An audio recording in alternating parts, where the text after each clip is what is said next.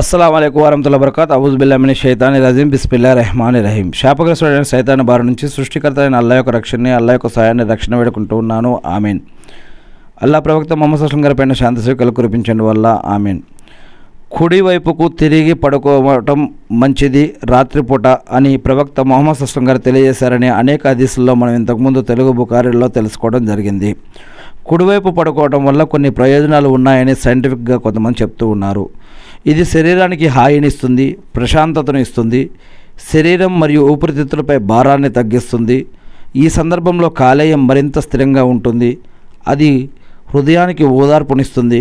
కుడి చేతిని ముఖం యొక్క కుడివైపున ఉంచడం వల్ల మెదడు నుంచి అదనపు శక్తిని విడుదల చేసే కంపనాలు పంపబడతాయంటూ ఇలాంటి ఇంకా అనేక ప్రయోజనాలు ఉన్నాయి.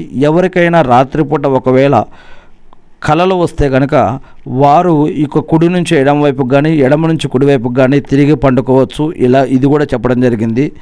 మరియు అంతేకాకుండా పడుకొని లేచినా లేదా మళ్ళీ పడుకునేటప్పుడు కానీ ఆ యొక్క మనం పడుకున్న బెడ్ ఏదైతే పరుపో బెడ్డో మంచమో సాపో ఏదైతే ఉందో దాన్ని దులపటం మంచిది అని. ఎందుకంటే మనం పడుకున్నప్పుడు మన యొక్క శరీరం నుంచి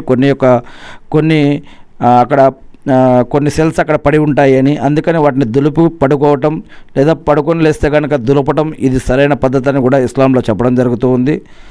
అంతేకాకుండా మనం వజూ చేసి పడుకోవడం లేదా నమాజు చేసి పడుకోవడం వల్ల ఇంకా మంచిది అని. రాత్రిపూట ఎవరికైనా కలలు వస్తే కనుక వజూ లేదా నమాజు 2 రకాతులు లేదా 1 రకాతు లేదా దువా చదువుకోవటం లేదా ఖురాన్ వాక్యాలు చదువుకోవటం లేదా సుబ్హానల్లాహ్ అల్హమ్దులిల్లాహ్ అల్లాహు అక్బర్ అంటూ పడుకోవటం ఇది కూడా ఆధ్యాత్మిక పరంగాను ఆరోగ్యపరంగాను ఎంతో మంచిదని. మరియు రాత్రిపూట ఖురాన్ చదవటం వల్ల మన మైండ్ మన యొక్క కంట్రోల్లో ఉంటుంది, మనం ప్రశాంతంగా ఉండొచ్చు అని చెప్పి ఖురాన్లో కూడా అనేక వాక్యాలు ఉన్నాయి. ఎవరికైనా మైండ్ కంట్రోల్లో ఉండాలంటే కనుక రాత్రిపూట ఖురాన్ చదవటం వల్ల వారి యొక్క మైండ్ అనేక రకాలుగా కంట్రోల్లో ఉండే అవకాశం ఉంటుందంటూ ఇక్కడ అనేక విషయాలు ఇస్లాంలో చెప్పబడ్డాయి. ఏది ఏమైతేనేమి నేను సృష్టికర్త అయిన అల్లాహ్ను ప్రార్థిస్తూ ఉన్నాను. అల్లాహ్ మీరు ప్రవక్త ముహమ్మద్ సల్లల్లాహు అలైహి వసల్లం గారి ద్వారా ఏదైతే జీవన మరియు ఆరాధన పద్ధతులు మాకు తెలియజేసి ఉన్నారో వాటిని మేము తెలుసుకుని నేర్చుకుని అర్థం చేసుకుని గుర్తుపెట్టుకొని వాటి ప్రకారం మేము జీవిస్తూ మిమ్మల్ని ఆరాధిస్తూ తెలియని ఇతర మా సోదరులకు తెలిపే భాగ్యాన్ని మాకు ప్రసాదించడం వల్ల